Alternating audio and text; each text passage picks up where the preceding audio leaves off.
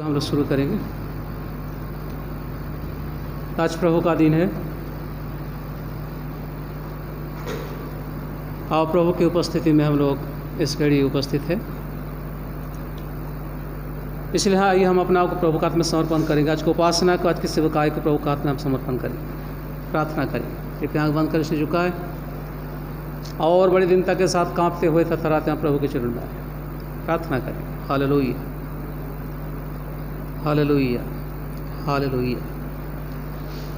महान सामर्थ्य परमेश्वर, सच्चा और अच्छा खुदा, योग्य और भला परमेश्वर, पिता पुत्र पवित्र आत्मा, हम बड़ी हृदय के साथ धन्यवाद देते हैं प्रभु जी। बीते सप्ताह भर पिता हमारे साथ रहा, आप हमारे सुधीली, आपकी कृपा, आपके अनुग्रह, आपकी सामर्थ हमारे जीवन में, इसलिए मैं धन्यवाद देता। हे त्रिएक ईश्वर, आज की विशेष दिन में, विशेष समय पर प्रभु आपका हम स्वागत करते हैं। आज की उपासना में प्रभु जी आपकी उपस्थिति को दीजिए और शुरू से लेकर प्रभु आखिर तक आप हमारे साथ रहो। आप हमें बातें कीजिए और हमारे आध्यात्मिक जीवन को कई गुना ऊँचा करें। जितने भी कलीसिया में हमारे विश्वासी भाई बहन इस घड़ी हमारे साथ जुड़े हुए हैं या जुड़ेंगे, या ऑनलाइन पर जितने भी जो विश्वासी भाई बहन हमारे साथ जुड़ते हैं, खुदाबंद इस सबों के पर कृपा, आपके अनुग्रह, आपके आशीष। हाँ प्रभु, आपकी कृपा के द्वारा, आपके अनुग्रह के द्वारा हमारे संसार में जीवित है। आज दुनिया का हालात बहुत बुरा है, यहाँ तक हमारे भारत देश का हालात भी बहुत बुरा हो चुका है प्रभु जी, इस महामारी के कारण। लेकिन हम धन्यवाद देते हैं पिता, हम लोग सुरक्षित है और आपकी उपासना में, आपके सेवकाय में अपना हम शामिल कर पाते। खुदाबंद ये आपकी ओर से दिया हुआ मौका है पिता हमारे लिए, इसलिए मैं धन्यवाद देता। और यदि खुदा बाप हमारे ऊपर आपके दया दृष्टि को, आपकी कृपा को हर घड़ी हर पल बनाए रहे प्रभु जी। हम कई बार पिता आपका हम दुख देते हैं, आपका हम शोकित करते हैं, हम कई बार प्यारे प्रभु निगलेक्ट करते हैं इस गुनाह के लिए, इस पाप के खातिर पिता आप माफ़ी चाहते हैं प्रभु जी, हमें क्षमा कर दीजिए और बड़ी पवित्रता के साथ पिता हमें तो इस्तेमाल कर अपने ऐसा के धन्यवाद देता हूँ। फिर से प्रभु मैं प्रार्थना करता हूँ कलीसिया में जितने भी विश्वास भाई जहाँ कहीं भी, छोटे से लेकर बड़े तक है, सबों के पर आपकी कृपा हो, आपके अनुग्रह, आपकी सामर्थ्य। फिर से हम अपने आप को आज के उपासना को, आज के गीतों के वचन के निवेदन को, आगे का सारे समय का सुंदर परिवेश को हम सबों को आपका हाथ में देते हुए ये छोटी सी निवेदन यीशु के नाम से मांगता हूँ, सुंदर कबूल कर दीजिए, आमीन। आज हम प्रभु की स्तुति के लिए, प्रभु के महिमा के लिए हम एक गीत को गाएंगे और हमारे बीच में हमारे अरुण जी हैं, कृपया सामने आएंगे। आज जो गीत को हम लोग अभी गाएंगे रिवाइवल सॉन्ग बुक से सॉन्ग नंबर 78, तेरा प्यार है महान, तेरा प्यार है जहाँ। इस गीत को गाते हैं, प्रभु की महिमा करेंगे।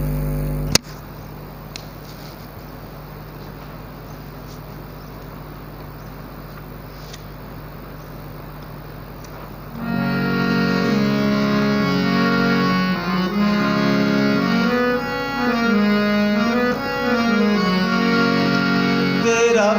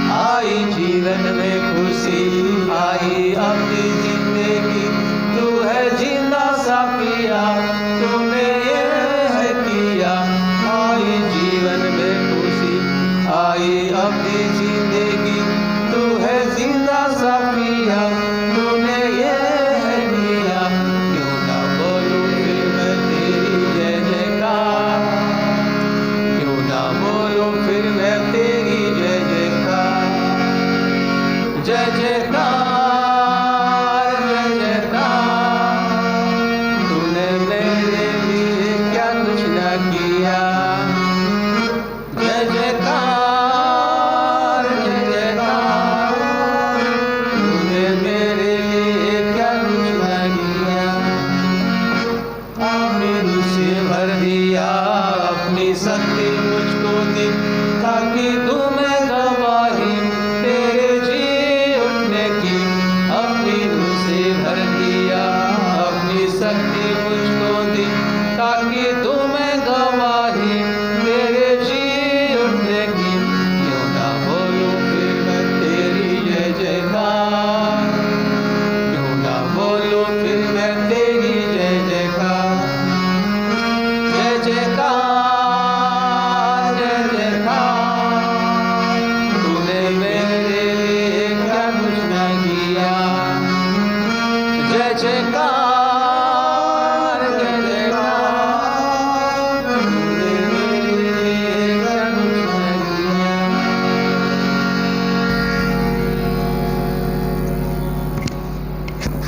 धन्यवाद। प्रभु आप सबको को आशीष दें।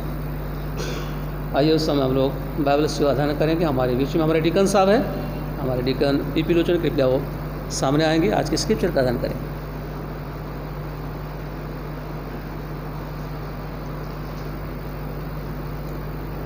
आइए परमेश्वर के पवित्र शास्त्र से हम लोग देखेंगे उत्पत्ति उसका 38 अध्याय 1 से लेकर के 11 पद तक। Genesis chapter 38 from 1 to 11। उन्हीं दिनों में ऐसा हुआ कि यहूदा अपने भाइयों के पास से चला गया और हीरा नामक एक अदुल्लाम वासी पुरुष के पास डेरा किया।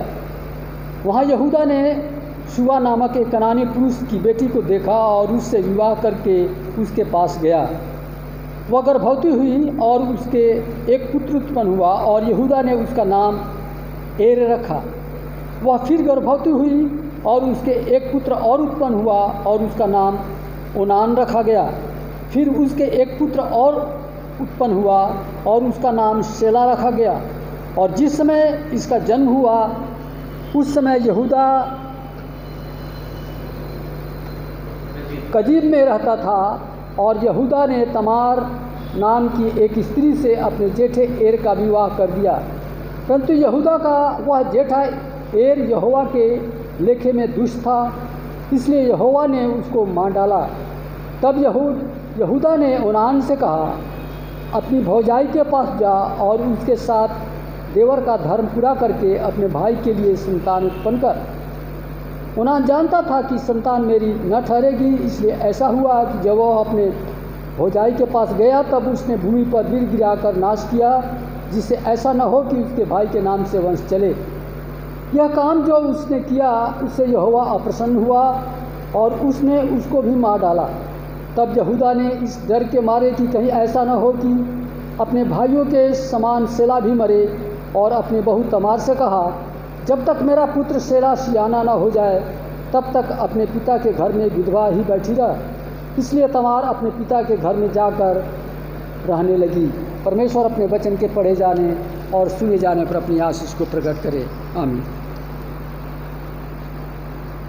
धन्यवाद देता हूँ हमारे डीकन साहब के लिए, हमें बाइबल से अध्ययन करके सुनाए। प्रभु आपको आशीष दें। आइए उस समय फिर से हम लोग एक गीत को गाएंगे, संगीत प्रस्तुत करेंगे। और उस समय मैं जैसा बोलता हूँ, जितने भी घर में ऑनलाइन पर देख रहे हैं, जो अपना अपना दान को आप निकाल सकते हैं प्रभु के उद्देश्य के लिए, प्रभु के राज्य वृद्धि के लिए, और उसके लिए हम विशेष प्रार्थना भी करेंगे। सॉन्ग नंबर 166, यीशु तेरा नाम मेरा शरण स्थान। 166।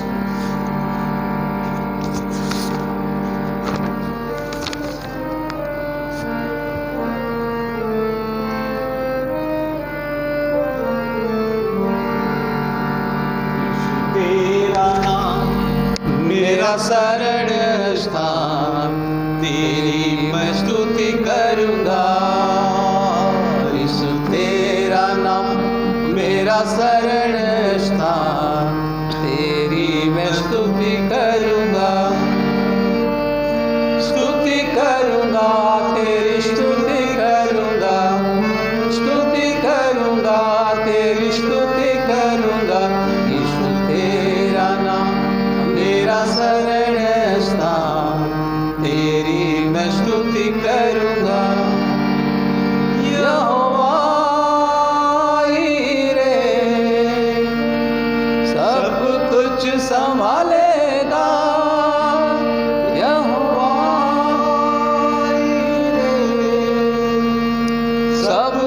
कुछ संभालेगा। घबराएंगे नहीं, घबराएंगे, घबराएंगे नहीं, घबराएंगे।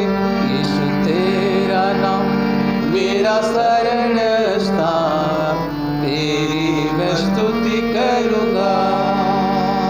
यीशु तेरा नाम मेरा शरण स्थान, तेरी मैं स्तुति करूँगा। यहोवा निस्सी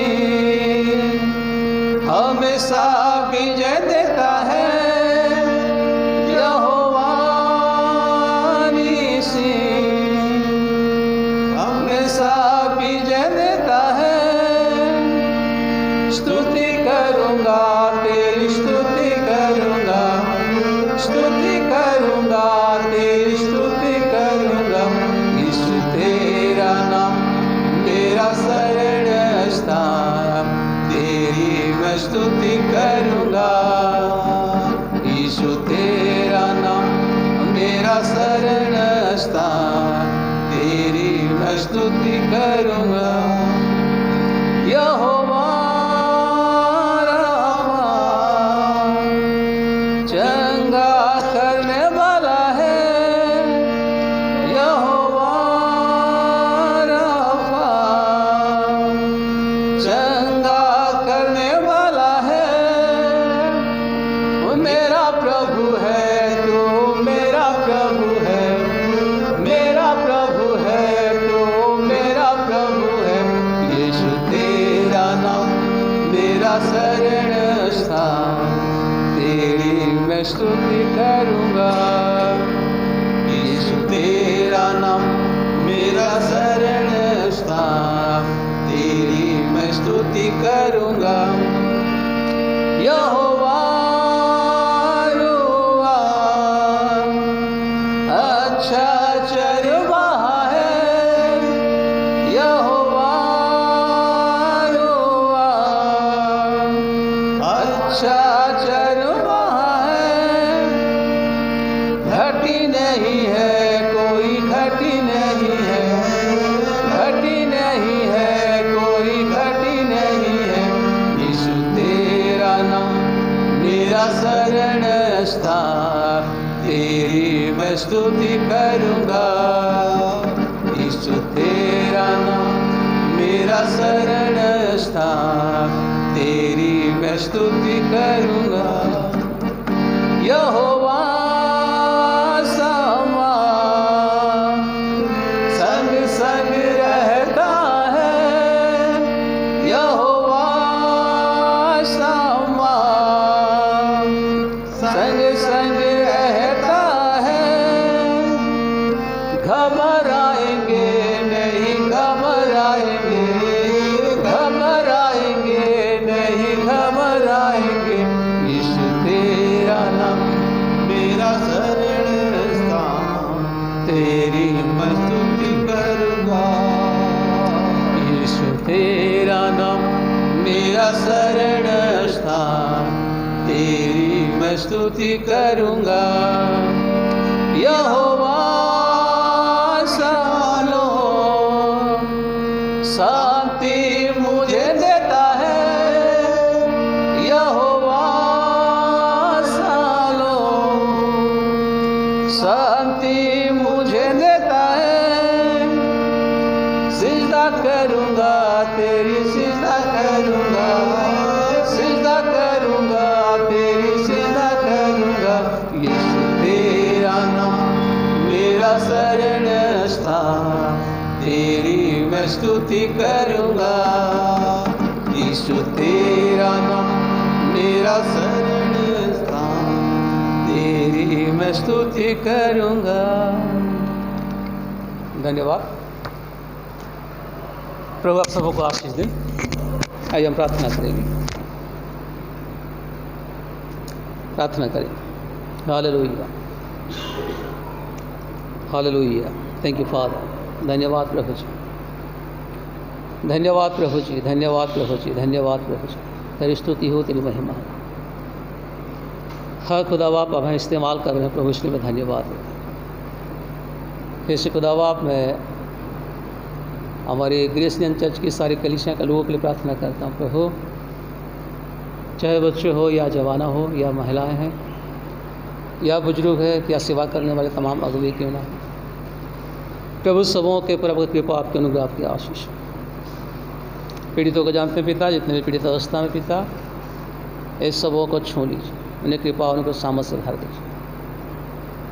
जितने भी हमारे विश्वासी भाई खुदाबन बाहर में खुदाबन, आप उनकी भी सुधि कीजिए। हाँ प्रभु, इस दिनों पर जिनका हालात बहुत बुरा है, जो गरीबीता में है, जो दुख में है, जो तकलीफ में, जो परेशानी में, उनके ऊपर प्रभु आपका दया दृष्टि। हाँ प्यारे बाप, ना कि हमारी कलीसियाँ, इस भारत देश में जितने भी कलीसियाँ हैं, सबों के ऊपर पिता आपकी दृष्टि, आपके अनुग्रह, आपकी कृपा। मैं प्रार्थना करता हूँ पिता, इस दिनों में जितने भी लोग इस महामारी से ग्रसित हैं, हाँ प्रभु सबों को छू लीजिए। जो अपना जान को गंवा चुके हैं प्रभु जी, जो परिवार मन की पीड़ा है, जो अपने लोगों को खो दिए हैं पिता, उन्हें शांति और सांत्वना दे प्रभु जी। आओ प्रभु, इस दिनों पर भारत देश में और स्थिति गंभीर होते ही जा रहा प्यारे प्रभु, हम दुहाई दे रहे प्रभु जी, तो अपना बस में कर ले। हम मानते हैं प्रभु ये हमारे गुनाह के कारण, हमारे पाप के कारण ये सारे धरती पर से सारा दुनिया पर पिता इस महामारी फैली हुई है। भले सकता है कि हम लोगों को हम दोष लगाते हैं, लेकिन प्रभु आपके बिना ये दुनिया में, संसार में पत्ता भी नहीं हिलती। प्रभु आप ही हमारे जीवन का सब कुछ है प्रभु जी, आपके बिना ये दुनिया में कुछ भी थमने वाला नहीं है, कुछ होने वाला नहीं प्रभु जी। हमें कृपा कर, दया कर प्रभु, हमें सहायक को दे, हमें चैन का जिंदगी तो दे। ये दुनिया को प्यारे प्रभु आपकी दृष्टि, आपकी कृपा, आपके अनुग्रह से भर दे प्रभु, तो दया कर। हाँ प्यारे बाबा, अपने ऐसा क्या हमें धन्यवाद देते प्रभु। जितने भी परिवार से प्रभु जो दान आता है कलीसिया के सेवकाई के लिए, हर भंडार के ऊपर आपके दया दृष्टि, आपकी कृपा, आपके अनुग्रह, आपके आशीष। जितने भी पिता परिवार से प्यारे प्रभु कलीसिया के लिए आपके सेवक में जो दान देते हैं, उनके ऊपर, उनके भंडार के ऊपर हर प्रकार का आशीष को भाते हैं। आपने ऐसा किया, मैं धन्यवाद देता हूँ। हाँ प्रभु जी, इस अंतिम दिनों में हम शिथिल ना हो जाए, ठंडा ना पड़ जाए प्रभु, आत्मिक चिन्ह में हम जागृत ही रहें, आपके उद्देश्य के लिए पिता हम आगे बढ़ते ही जाए प्रभु, तो दया।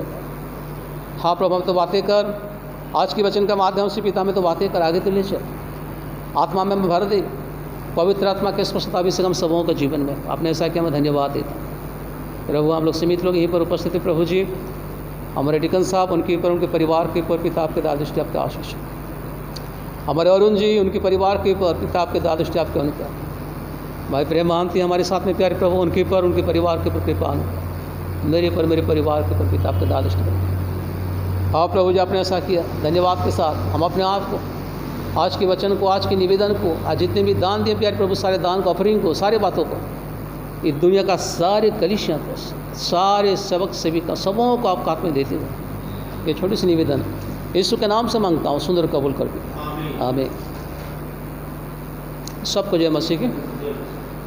प्रभु का स्तुति हो, प्रभु का महिमा हो। आज की विशेष दिन के लिए, विशेष समय के लिए प्रभु की इच्छा, प्रभु की योजना के अनुसार प्रभु हमें सुंदर वक्त को दिए हैं कि हम लोग कुछ समय, कुछ पल प्रभु के उद्देश्य के लिए बिताएं। मैं बार बार ये बात को मैं दोहराना चाहता हूँ कि भले सकता है कि हम आपस में नहीं मिल पा रहे हैं, क्योंकि महामारी भी अभी भयंकर रूप ले चुका है, लेकिन बहुत सारे जगह पर, बहुत सारे कलीसिया में जो कि अपना सेवा उपासना शुरू कर दिए। मुझे लगता है कि प्रभु हमें अभी मौका देने वाले हैं। अपना पेशेंस को अपने खो मत दीजिएगा कि हम कुछ दिनों के बाद और कुछ समय के बाद अवश्य जो कि हम साथ में मिलकर के सेवा उपासना करेंगे, ये आपको हम प्रोत्साहन दे सकते हैं। तो खैर कोई बात नहीं, मैं आप सबको धन्यवाद देता हूँ और फिर से निवेदन करता हूँ, और जितने भी आपका पास व्यवस्था है, यानी ऑनलाइन पर इस सेवकाई में जोड़ने के लिए, सेवा उपासना में अपने आप को शामिल करने के लिए, वचन सुनने के लिए, आप कृपया कोशिश कीजिएगा कि आप प्रभु के वचन को सुनिएगा।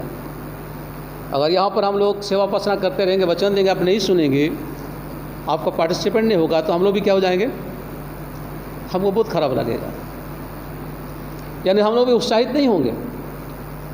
उनका मतलब हम महसूस करेंगे हम भी डिस्करेज हो जाएंगे। मेरा ये कहना है कि प्रभु के महिमा के लिए अवश्य हम लोग करते हैं, लेकिन आप लोगों के लिए भी प्रभु की उपस्थिति में आपको लेने के लिए प्रभु की आत्मा के द्वारा वचन देने के लिए हम लोग कोशिश करते हैं कि अवश्य आप लोग कोशिश कीजिए वचन के सुनने के लिए और प्रभु के साथ अपना ताल्लुक़ रखने के लिए। हालेलुया। मैं धन्यवाद देता हूँ, बहुत सारे परिवार से दान आता है, उसका नाम नहीं लेते, यहीं पर है, लेकिन जितने भी आपका सेवक को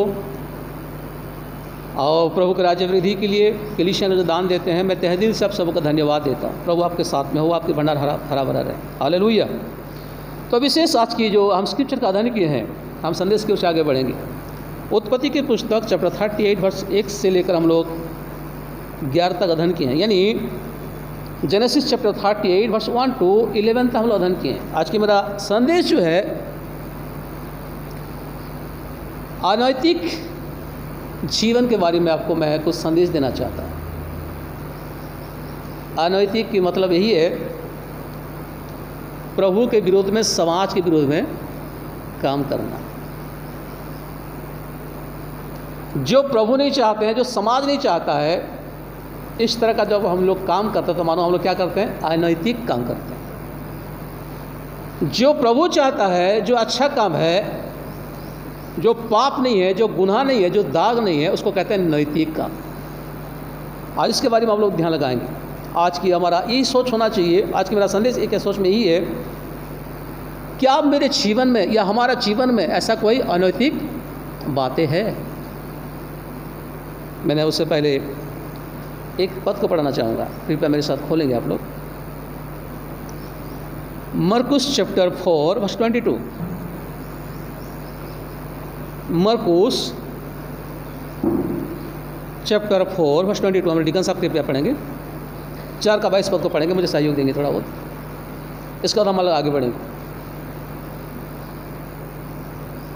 मरकुस 4 का 22 पद ऊँची आवाज़ से पढ़ेंगे।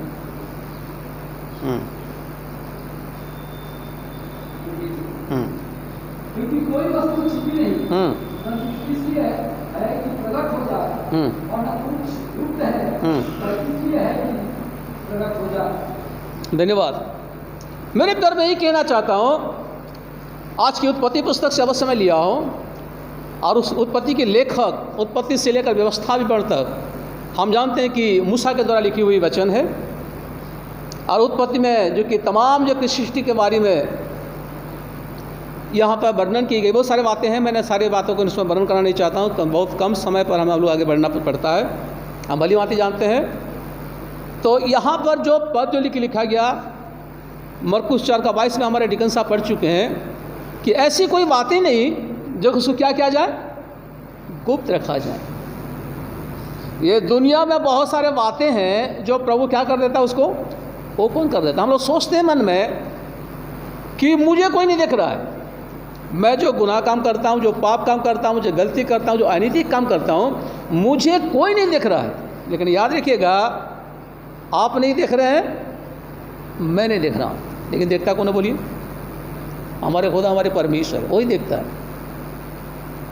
हमारा जीवन, हमारा सोच को भी जानता है, हमारे कल्पनाओं को भी जानता है। हम जो सोचते हैं, हमारा सारे सोच के ऊपर भी वो जानते हैं भली बात है, क्योंकि हमारे अंतर्यामी परमेश्वर। इसलिए यहाँ पर ये बात लिखी गई है, चाहे आप मत्ती 10 का 26 पद हो या लूका 12 का 2 से लेकर 3 पद हो, यहाँ पर लिखा गया ऐसी कोई वस्तु नहीं, ऐसी कोई बात ही नहीं जो प्रभु इसको गुप्त रखा हुआ है। कुछ बातों को अपना महिमा के लिए, अपना राज्य वृद्धि के लिए प्रभु क्या करता है, गुप्त रखता है।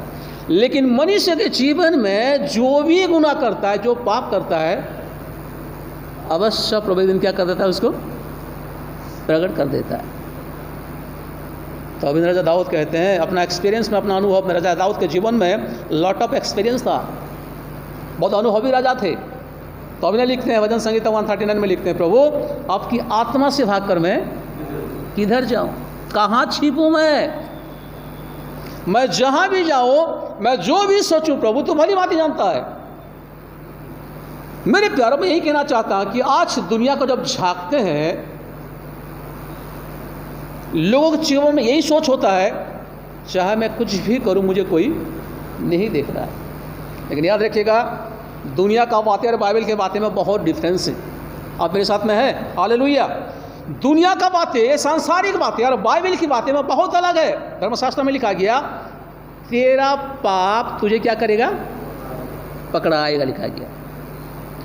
ये पौलुस अपना कलीसिया को लिखते हैं। तेरा पाप जो तुझे पकड़ाएगा। इसलिए दुनिया में, संसार में मनुष्य जितने भी चतुर क्यों ना हो, जितना क्लेवर क्यों ना हो,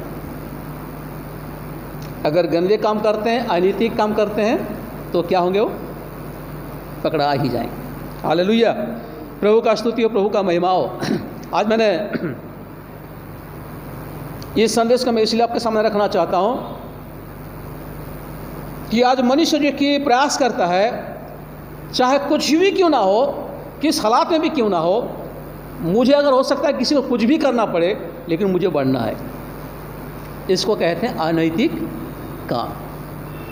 किसी को लूट के, किसी की हत्या करके, किसी के ऊपर जो कि प्रभाव डाल के खुद को बढ़ाना, खुद को जो कि महान बनाना, खुद को जो कि सबको जो कि प्राप्त करना, ये परमेश्वर हमारे बाइबल में नहीं चाहते। हमारे धर्मशास्त्र में लिखा गया, धन्य जो नम्र है वो क्या होंगे? पृथ्वी की अधिकारी होंगे।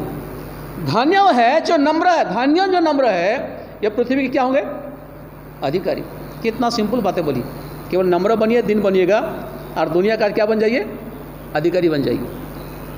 लेकिन हम लोग अपना प्रयास में, अपना कोशिश में हम क्यों ना बनने के लिए चाहते हैं, महान होना चाहते हैं, धनवान बनना चाहते हैं, टैलेंटेड बनना चाहते हैं। नहीं मेरे प्यारो, बाइबल की भाषा में, बाइबल के वचन में लिखा गया है, धन्य वो है जो नम्र है, वो क्या होंगे? ये पृथ्वी की, दुनिया का क्या होंगे? अधिकारी होंगे। शादी से लिए स्वयं खुदा ने मूसा को क्या किया? हमने बहुत बड़ा अधिकारी बना दिया था। हालेलुया, प्रभु का स्तुति, प्रभु का महिमा। ऐसा एक मैं कहानी आपको मैं कहना चाहता हूँ, उससे पहले मैं एक पद को पढ़ना चाहता हूँ। आइए कृपया पढ़ेंगे याकूब की पत्री चैप्टर 1 वर्स 21। याकूब की पत्री 1 का 21 पद।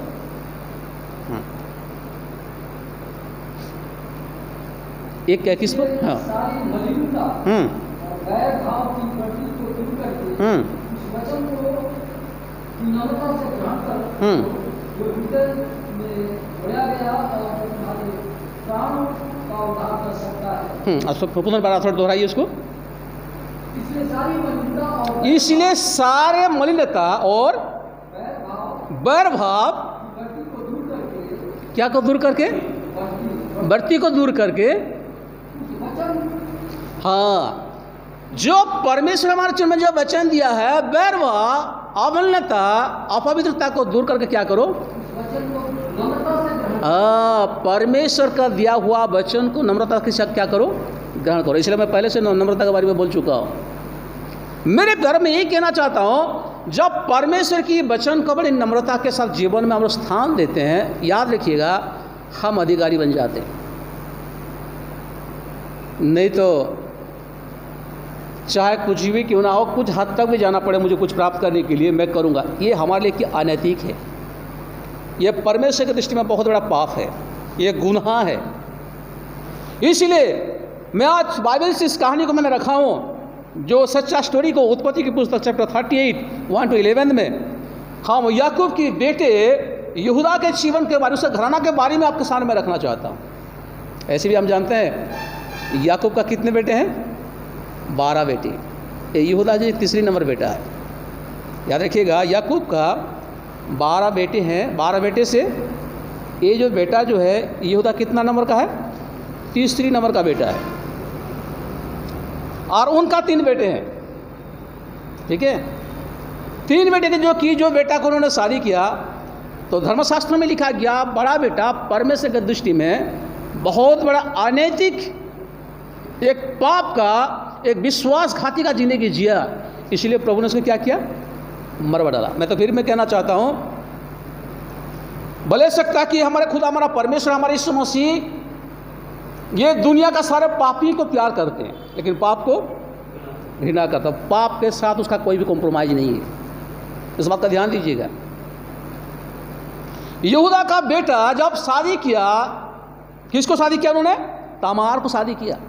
तामार को शादी करने के बाद उनका जो कि अनैतिक, उनका गलत, उनका जो कि पाप के कारण जब प्रभु उसको क्या किया, उनकी दुष्टता के कारण प्रभु क्या किया? उसको मरवा डाला। मर गया। मरने के बाद यहूदा यानी याकूब का बेटा फिर कहा, बहू आप मत जाइएगा, मेरा सेकंड बेटा है, इसका तो उसको शादी कर लीजिएगा। और उसका बेटा को आदेश दिया तो अपना भाभी को क्या कर ले, अपना पत्नी के रूप में उसको अपना ले, जिनके माध्यम से हमें संतान मिले। लेकिन बड़ी चालाकी काम किया, ऐसा अगर होगा ये मेरा संतान नहीं बनेगा, इसलिए उन्होंने क्या किया, अनेक रीति के साथ उसका शारीरिक संबंध बनाया। तो परमेश्वर ने देखा कि ये बहुत बड़ा जो कि क्या कर रहा हो, परमेश्वर की बातों को भी नहीं मान रहा है, पिताजी की बातों को भी नहीं मान रहा, इसलिए प्रभु उसको भी क्या कर दिया, मानो वो भी अनैतिक जिंदगी जी रहा, इसलिए प्रभु उसको भी क्या किया, रास्ता से हटा दिया। हटाने के बाद हम देखते हैं कि यहूदा का तीसरी बेटा, वो तो छोटा था, उन्होंने कहा बहू को, आप मत भागिएगा, अवश्य जो कि तीसरी बेटा भी आपके लिए हम क्या करा देंगे, शादी भी करा देंगे, लेकिन वो छोटा है, जब तक बड़ा नहीं होगा तब तक उसको शादी आप नहीं कर सकती। हो सकता है कि अब तू कहीं भी रहे, यहाँ रहे या तू कहीं भी चली जाए, लेकिन आपको हमारे बेटे के लिए क्या करेंगे, प्रबंध अवश्य कराए। लेकिन ऐसा उन्होंने जो वचन दिया था उन्होंने ऐसा नहीं किया, जिनके कारण वो जो लड़का बड़ा हो जाता है, जवान हो जाता है, शादी नहीं कर पाता है। तो इसका जो प्रतिशोध लेने के लिए अगर हम देखते हैं कि तामार जो है यहूदा को अपना बस में कर लेती, बहुत सारी कहानी है, सारी स्टोरी को अगर वर्णन करेंगे तो बहुत सारी बातें हैं। तो यहाँ देखते हैं मेरे प्यारों, वो अपना ससुर को जो की, क्योंकि ससुर जी का भी पति मर गई, पत्नी मर गई, यानी इसकी सासू माँ भी मर गई, जिनके कारण वो ऐसी परिस्थिति में आ गई, ऐसा हालात कर दी, जिस ससुर जी इसके पाप में पड़ गए वो भी पापी बन गए। तो कहेंगे तो सारा परिवार परमेश्वर के विरोध में काम किया, बाप भी विरोध में काम किया, बेटे लोग भी प्रभु के विरोध में काम किया। इसलिए परमेश्वर उनके जीवन में जो कि अगर इस घराना को देखते हैं कि उसको क्या कर दिया, तहस नहस कर दिया। हालेलुया। मैं ये कहना चाहता हूँ, मनुष्य के जीवन में जब हम गुनाह करते हैं, जब पाप करते हैं, जब अनैतिक काम करते हैं, याद रखिएगा परमेश्वर जो है कि कभी भी नहीं छोड़ता है।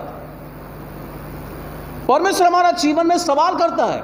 मैं आज यही संदेश को देना चाहता हूँ, आज हमारा जीवन को हम खुद को जांकें, क्या सच में हम लोग नैतिक जिंदगी जीते हैं या अनैतिक जिंदगी जीते हैं। नैतिक और अनैतिक के बारे में ऑलरेडी मैं बता चुका हूँ। अनैतिक का मतलब यही है जो गुनाह काम करना, जो पाप करना, जो व्यभिचार करना, जो हत्या करना, जो लूटपाट करना, उसको कहते हैं अनैतिक। सवाल ऐसा है, हम कहाँ पर है, हमारा जिंदगी किस तरह का बीत रहा है मेरे प्यारों। एक परिवार जो कि तहस नहस हो गया, या का घर का मुखिया भी के पाप के बस में आ गया, व्यभिचार काम किया। मैं यही कहना चाहता हूं, परमेश्वर व्यभिचारियों को कभी भी क्या नहीं करते हैं, नहीं छोड़ते हैं। व्यवस्था में होता तो आज दुनिया राख बन जाता है। आज का दुनिया को जब झांकते हैं, हालात जैसा है, जिस भयंकर पाप चल रहा है, जिस प्रकार का व्यभिचार का आत्मा काम कर रहे हैं, साथ अगर व्यवस्था होता तो हम लोग कोई भी बचना हमारे लिए मुश्किल हो जाता, क्योंकि हमारे बाइबल में व्यवस्था में लिखा गया, क्या लिखा गया है, प्राण का बदले प्राण, आँख का बदले आँख। और जो व्यभिचार काम करेगा वो पथराव होने का उसका योग्य है। उसका मतलब उसका जीने का हक नहीं है। आज संग यीशु मसीह की कृपा के द्वारा संसार में हम जीवित है। हम पाप की बस में आने के बावजूद भी, पाप करने के बावजूद भी प्रभु की कृपा, प्रभु का ग्रेस हमारी पर है, प्रभु की कृपा, प्रभु का अनुग्रह हमारे जीवन में मेरे प्यारो।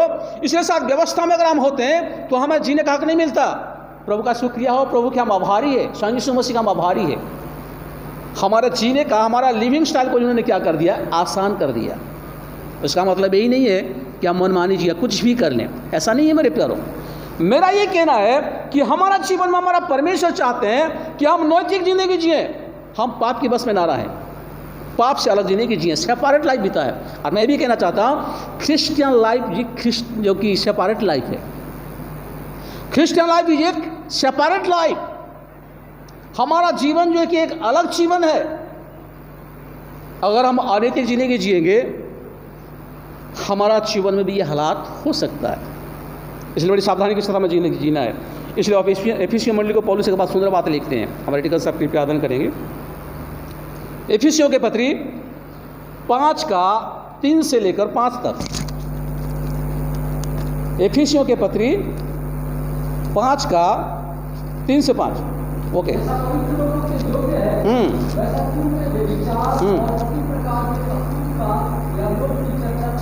और गर्भता व मूर्खता की बात की ये बातें सुभा नहीं देती और धन्यवाद ही सुना जाए, क्योंकि तुम ये जानते हो कि किसी विचारी या जरूरी मनुष्य की जो मूर्ति पूजा के बराबर है मसीह और परमेश्वर के राज में मिरास नहीं। साफ साफ लिखा गया, जैसे पवित्र लोगों के योग्य है ऐसा ही तुम व्यभिचार और किसी प्रकार के अशुद्ध काम या लोभ की चर्चा तक ना हो। करना तो बात अलग है, लेकिन चर्चा तक ना हो लिखा गया। चर्चा का मतलब समझते हैं ना, चर्चा का मीनिंग किसी के बारे में इस प्रकार का चर्चा करना, बातचीत करना, डिस्कस करना भी बुरा है।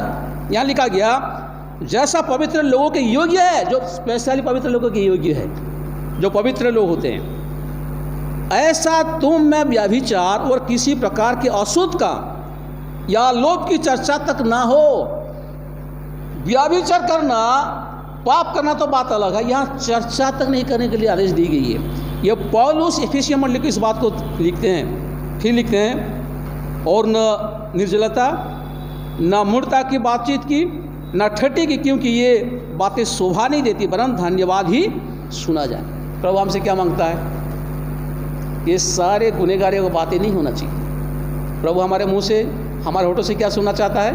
धन्यवाद का ही आवाज़ सुनना चाहता है, क्योंकि तुम ये जानते हो कि किसी व्याभिचारी या अशुद्ध जन या लोभी मनुष्य की जो मूर्ति पूजा के बराबर है मसीह और परमेश्वर के राज्य में मिरास नहीं।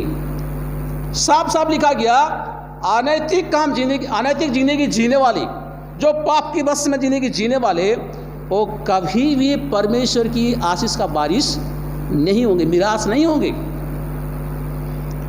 इसलिए बहुत बड़ी हमें ध्यान देने का जरूरत है। कई बार हम लोग इस बात को हम समझ नहीं पाते मेरे प्यारों, लेकिन हमें समझने का जरूरत है। बाइबल में, धर्मशास्त्र में ऐसा बहुत सारे एग्जाम्पल, उदाहरण है जिन्होंने अनैतिक जिंदगी जिया, चाहे नबी क्यों ना हो, चाहे याजक क्यों ना हो, चाहे राजा क्यों ना हो, प्रभु किसी को भी नहीं छोड़ा। राजा क्यों ना हो, भक्त क्यों ना हो, याजक क्यों ना हो, नबी क्यों ना हो, प्रभु जिन्होंने भी अनैतिक जिंदगी जिया, प्रभु उसको कभी भी नहीं छोड़ा। अगर हम देखते हैं याकूब की बेटी जो कि दीना के बारे में, याकूब का दोनों पत्नी थे उस समय, एक तो लिया, दूसरी का नाम क्या है? राहेल। ये लिया का बेटे था दीना। यहाँ आप देखते हैं कि जो कि हिती जो बोलते हैं, हमोर की पुत्र जो कि शकेम, दीना को उन्होंने क्या किया? भ्रष्ट किया। आज भी मैं कहना चाहता हूँ, चाहे जवान हो, चाहे कोई भी क्यों ना हो, अगर अनैतिक काम करते हैं, नियम विरोध का काम करते हैं, समाज विरोधी काम करते हैं, प्रभु का विरोधी काम करते हैं, आज भी दंड क्या है? सुनिश्चित है। मैंने कई बार नेट में देखता हूँ, ऐसी बहुत सारी घटना है। कई बार तो हम देखते हैं कि लोगों को जो कि मरवा भी डालते हैं, जान तक जो कि उसके पीछे पड़ जाते हैं। तो यहाँ देखते हैं कि दीना को जो कि जिन्होंने जब भ्रष्ट किया शकेम के जीवन में, उन लोगों ने जो कि याकूब का जो बेटी को भ्रष्ट किया, अनैतिक काम करने के लिए उसको फोर्स किया, प्रभु ने ना कि शकेम के जीवन में उनका जनरेशन को क्या कर दिया? तबाह कर दिया। याकूब का दोनों बेटे उठकर क्या किए? सबको उन्होंने मरवा डाला, उनका हालात बहुत बुरा कर दिया। और ये भी मैं कहना चाहता हूँ, मैं तो बार बार कहता हूँ कि सब कुछ किसकी ओर से होता है? प्रभु की ओर से। कई बार मेरा भी सोच होता है, कई बार हम लोग सोचते हैं कि हमका कोई नहीं देख रहा, हम कुछ भी कर लेगा। नहीं मेरे प्यारो, हम मनुष्य का सोच बहुत सीमित है। हम लोग किसी को नहीं देखते हैं, आप भी किसी को नहीं देखते हैं, लेकिन देखने वाला कि खुदा है, परमेश्वर है। इसलिए हमारे घर में जैसा हमारा जीवन होना चाहिए, बाहर में भी ऐसा होना चाहिए। तो कई बार ऐसा होता है कि घर में एक रूप होता है, बाहर में एक रूप होता है। ऐसा नहीं होना चाहिए।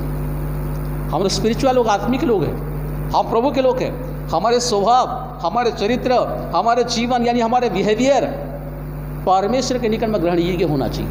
अन्यथा परमेश्वर का ब्लेसिंग से हम लोग क्या हो जाएंगे?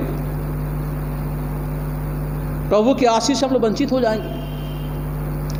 हमें इस बात को बड़ी ध्यान देने का जरूरत है। मैं तो ये कहना चाहता हूँ, प्रभु बड़े बड़े भक्त लोगों को, सेवक लोगों को भी नहीं छोड़ा। याद रखिएगा दाऊद के जीवन के बारे में, दाऊद को छोड़ा प्रभु? भले सकता कि व्यवस्था के आधार पर उसको तो प्राण जाने का जरूरत था। व्यवस्था के आधार पर दाऊद ने किसी को हत्या किया और उसकी पत्नी को क्या किया? उन्होंने अपना पत्नी बना लिया। यानी हत्या का दोष भी है और व्यभिचार का भी दोष था। उरिया का पत्नी के बारे में बातें कर रहा था। हम देखते हैं कि अगर हम देखते हैं कि व्यवस्था के रीति रिवाज के आधार पर दाऊद के जीने का हक नहीं था, उसका मतलब यही नहीं कि प्रभु ने उससे जो कि लिखा नहीं लिया। उसी पत्नी की तरफ से जो भी दाऊद का जो बेटा था, प्रभु उसको क्या किया? मरवा डाला।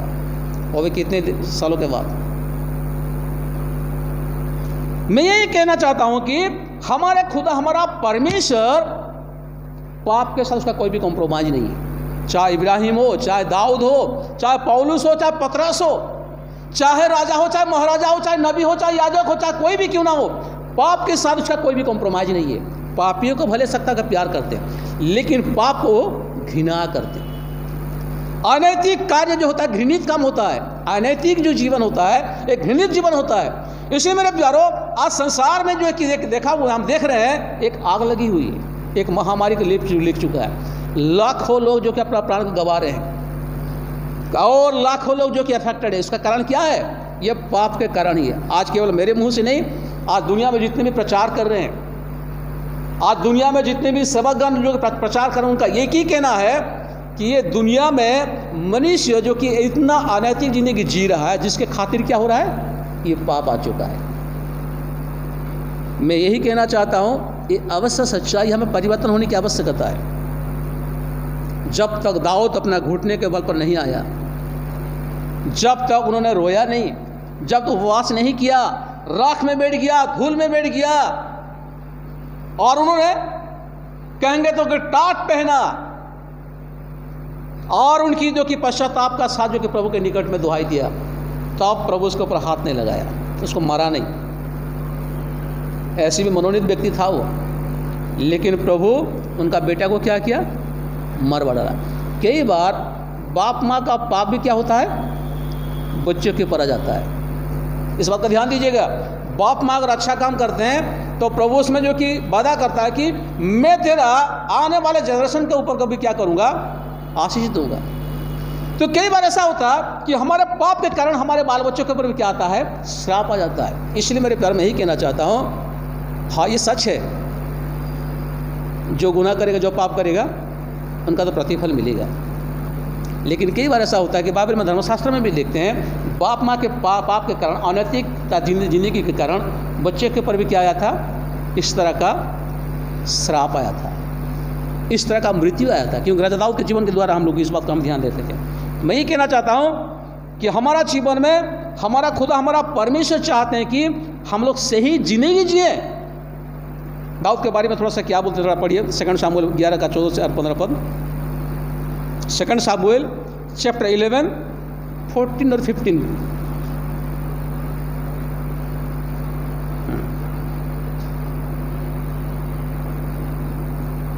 ग्यारह का 14-15। सवेरे दाऊद ने योआब के हाथ में एक चिट्ठी लिखकर पिता के हाथ से दे दी।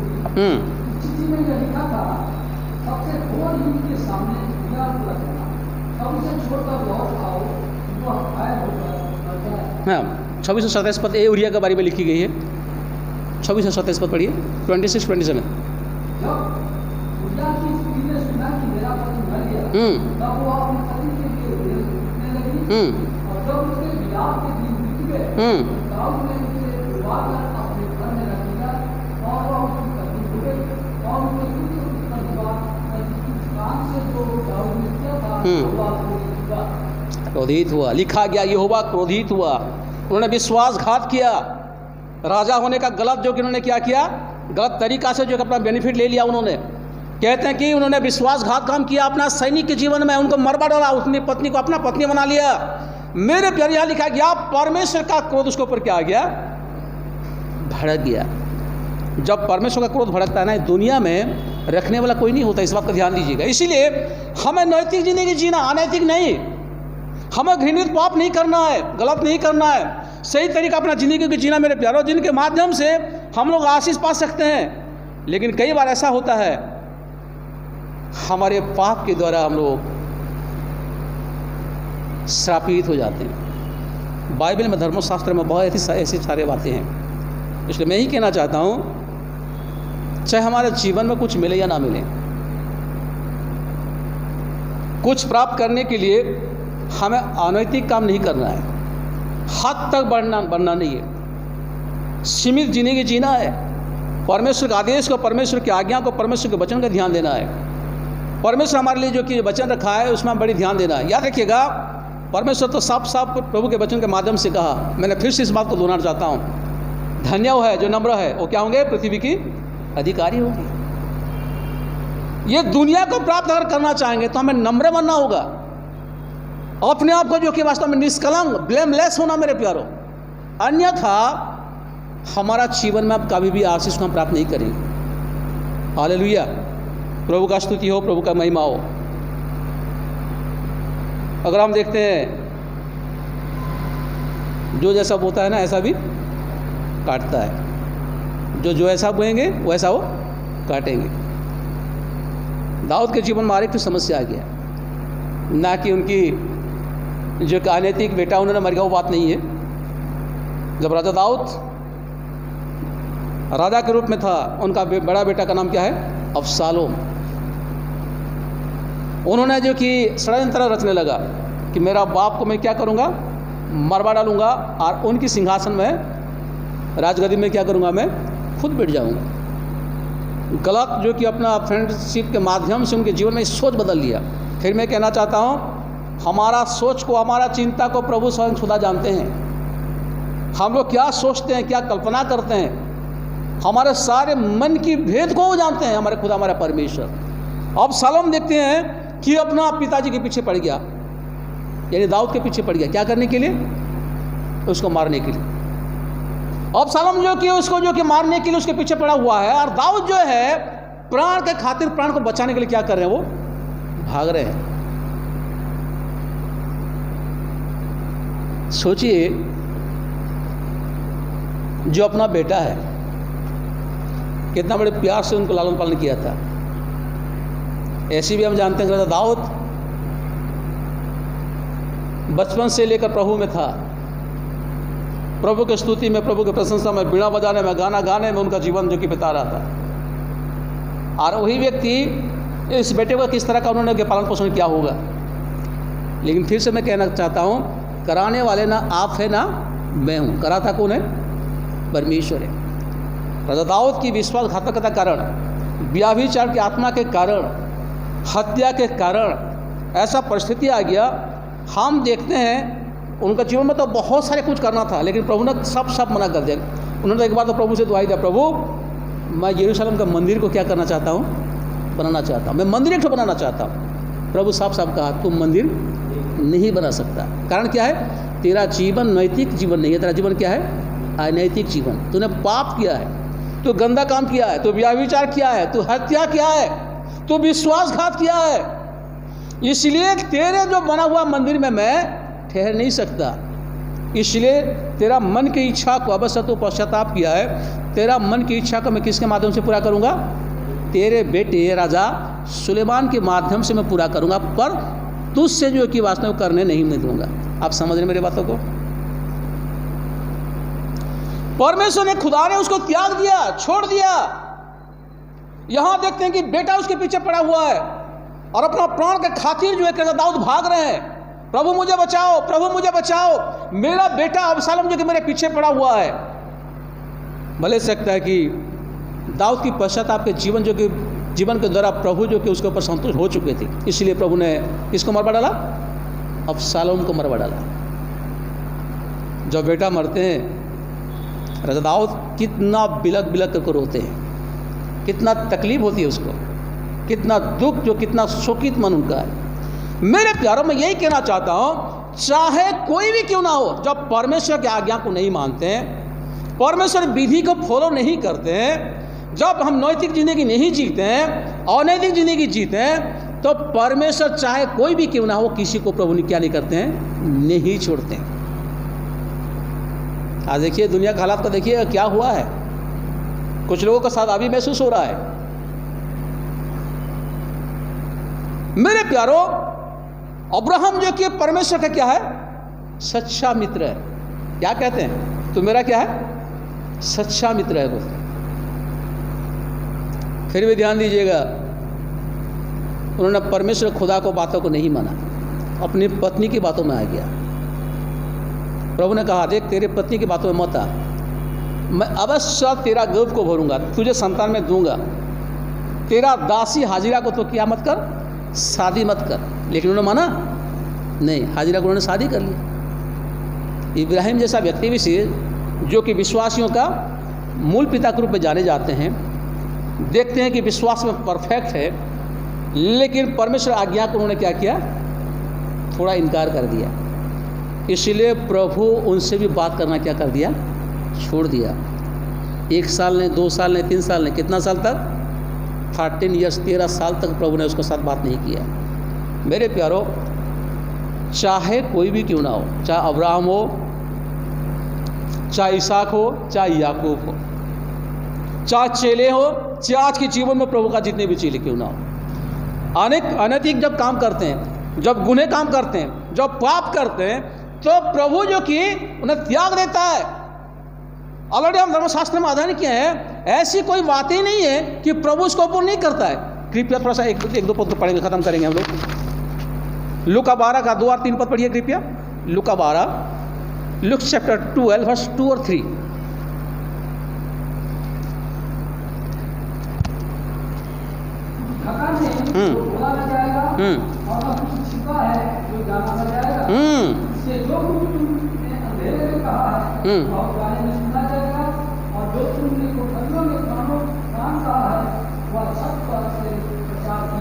ओ, साफ साफ लिखा गया, देखिए, कुछ ढका नहीं जो खोला ना जाएगा, और ना कुछ छिपा है जो जाना ना जाएगा।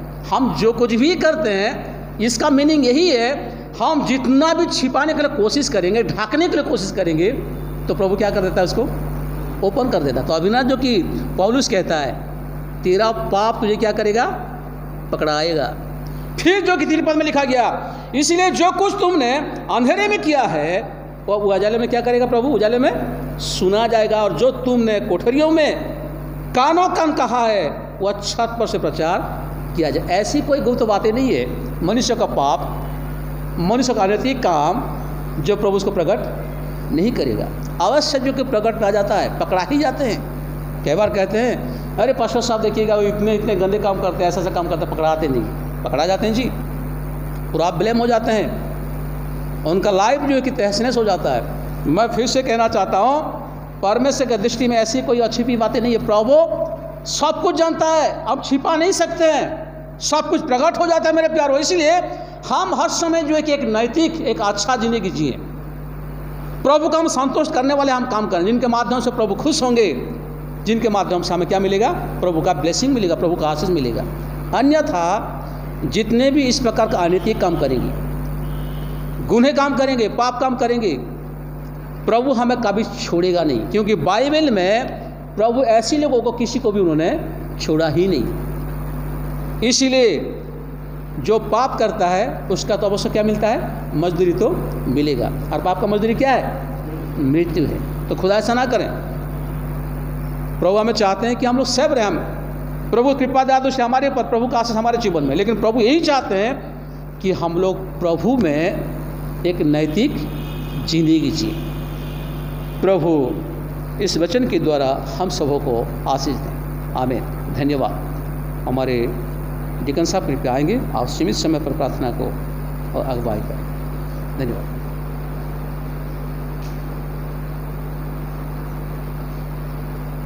आइए हम अपने सरों को झुकाएं। पवित्र पवित्र सेनाओं के पवित्र आत्मा परमेश्वर, पवित्र सेनाओं के परमेश्वर यहोवा, धन्यवाद और स्तुति के योग्य हमारे प्रभु यीशु। खुदावन आपने सृष्टि की रचना की पिता, और उसमें मनुष्य प्राणी को सर्वश्रेष्ठ बनाया प्रभु यीशु। खुदावन इन आशीषों को प्रभु जी हमने सुना और जांचा है पिता, और आज के वचन को भी हमने सुना खुदावन, और सचमुच में आप उससे प्रसन्न हुए हैं पिता जो नैतिकता के घेरे में पवित्र ठहराए जाते हैं, जो पवित्र होते हुए पवित्र आत्मा परमेश्वर आपके चरणों में पाए जाते हैं। जी वो जीवन धन्य होता है जो आपकी उपस्थिति में, आपके सामर्थ्य में, आपकी आज्ञाओं और आपकी विधियों और आपके वचन के ऊपर में अपने जीवन को समर्पित कर देते हैं। पिता, अनैतिकता की बातें खुदावन आपको पसंद नहीं पिता, क्योंकि पाप से आप घृणा करते हैं पवित्र आत्मा परमेश्वर। पवित्र सेनाओं के परमेश्वर यहोवा, हमें पाप से बचाइए पवित्र सेनाओं के परमेश्वर यहोवा, हमें टेम्पटेशन से बचाइए पवित्र आत्मा परमेश्वर यहोवा। पूरा मानव जाति खुदावन आज अनैतिकता के घेरे में है। प्रेमी परमेश्वर यहोवा, आज हमारे पास ये समय है कि हम अनैतिकता से मुड़ करके परिवर्तन जीवन जीते हुए पवित्र आत्मा परमेश्वर यहोवा आपके चरणों में पाए जाएं और हमारा जीवन पवित्र हो जाए पिता। प्रभु यीशु राजा खुदावन, जो धार्मिक व्यक्ति कहलाए जाते हैं, उन्होंने भी भिन्न भिन्न प्रकार के प्रलोभनों में फंस करके खुदावन गलत कार्य किए पिता। प्रभु जी, आप खुदावन पाप से घृणा किए, आप उनसे नहीं घृणा किए पिता। जब उनका मन पश्चाताप के रूप में आपके चरणों में पाया गया, जब वो अपने घुटनों में आ गए और अपने जीवन को आपके साथ समर्पित कर दिया पिता, आपने उन्हें क्षमा किया पिता। आज ऐसे लोग हैं पिता, आज हम सब खुदावन आपके चरणों में आते हैं पिता और आपके उस वचन को याद करते हैं पिता। आपने अपने पुस्तक, अपने पवित्र पुस्तक जो आपके वाणी से निकली हुई है खुदावन, उसमें आपने लिखा है यशायाह उसके 1 अध्याय 18 पद में, चाहे तेरे पाप लाल रंग के क्यों न हो, चाहे तेरे पाप अर्गवानी रंग के क्यों न हो, मैं उसे शुद्ध कर दूंगा, मैं उसे उजाला बना दूंगा, मैं उसे पवित्र कर दूंगा। मेरे पवित्र परमेश्वर यहोवा खुदावन, हमारे पापों को पवित्र कर पिता। और प्रभु यीशु राजा, आपके सेवक, आपके दास खुदावन जो धार्मिक गिने जाते थे पिता, अयूब ने अपने बच्चों के लिए प्रार्थना किया और वो कहा कि हर समय प्रार्थना करते थे कि मेरे बच्चों ने अगर कोई गलतियां की है पिता, प्रभु जी आप उन्हें क्षमा कर दे पिता। मैं अपने बच्चों के लिए, अपने कलीसिया के एक एक परिवारों के लिए, अपने समाज के लिए, अपने परिवार के एक एक सदस्यों के लिए पिता, और अपने लिए प्रार्थना करता हूँ खुदावन, हमारे पाप चाहे लाल रंग के क्यों ना हो पिता, चाहे पाप अर्गवानी रंग के क्यों ना हो पिता, आप उन्हें क्षमा कर दे पिता, हमें शुद्ध कर दे पिता और अपने राज्य में हमें ले लीजिए पिता, और अपने जीवन की पुस्तक में पिता सदा सर्वदा के लिए हमारे नामों को लिख दीजिए पिता। और पिता, आज वो समय है पिता कि हम जो भी सुन रहे हैं पिता, आपके वचन के द्वारा आज सुने हैं पिता, उन सबको ये मौका है पिता कि वो अपने पापों से पश्चाताप करे पिता। फिर से मैं धन्यवाद देते हुए प्रार्थना करता हूँ खुदावन, कलीसिया के एक एक परिवार के ऊपर में आपकी आशीष हो, सबकी आवश्यकताओं को पूरा करे, सबके संकट को दूर कर दे पिता। धन्यवाद देते हैं आपके दास के लिए पिता, सुंदर वचन के द्वारा हमें आत्मिक भोजन दिए हैं पिता, आप उनकी रक्षा किए हैं पिता। प्रभु जी धन्यवाद देता हूँ उनके परिवार पर, उनके बच्चों के ऊपर में, उनकी धर्मपत्नी मेम साहब के ऊपर में प्रभु जी आपकी आशीष सुने पाए पिता, उनका उठना बैठना चलना फिरना आपको पसंद आए पिता। हमारे भाई अरुण भाई के लिए प्रार्थना करते, उनके बेटे, उनकी धर्मपत्नी के लिए पिता, जो कि अभी संकट में है पिता, बीमार हैं प्रभु, आप उन्हें पूर्ण चंगाई दे पिता और उनकी रक्षा और मदद करे प्रभु यीशु राजा। भाई प्रेम के लिए भी प्रार्थना करते हैं पिता, उनके परिवार पर आपकी आशीष हो पिता, उनका आना जाना आपको पसंद आए प्रभु यीशु राजा। मेरे परिवार पर आपकी आशीष हो, आपकी कृपा दृष्टि बनी रहने पाए। मेरे छोटी बहन के स्वामी के ऊपर में अपनी रक्षा कर पिता, शिशु के ऊपर में अपनी आशीष को बना पिता, और जब वो एडमिट है प्रभु यीशु राजा, उन्हें पूर्ण चंगाई दीजिए पिता, और वो चंगे हो करके पिता आपके नाम को धन्य कहने पाए पिता। पवित्र आत्मा परमेश्वर यहोवा, मैं आने वाले समय में खुदा और मैं अपने परिवारों से मिलने के लिए चाहता हूँ पिता, और प्रभु यीशु राजा हमारे लिए सहायता कीजिए, रास्ता बनाइए पवित्र आत्मा परमेश्वर खुदावन। फिर से आपकी सारी आशीषों को मैं अपने ऊपर में लेते हुए, धन्यवाद देते हुए पिता, अपने जीवन को आपके हाथों में समर्पित करते हुए पिता, पूरे विश्व की कलीसिया, हमारे भारतवर्षीय कलीसिया को आपके हाथों में सौंपता हूँ खुदावन जी। और खुदावन विशेष करके पिता जो आपको पुकारते हैं पिता, प्रभु जी आप उनके ऊपर में अपने अनुग्रह की कृपा दृष्टि बनाए रखिए पिता। धन्यवाद धन्यवाद धन्यवाद देते हैं पिता तमाम आशीषों के लिए पिता।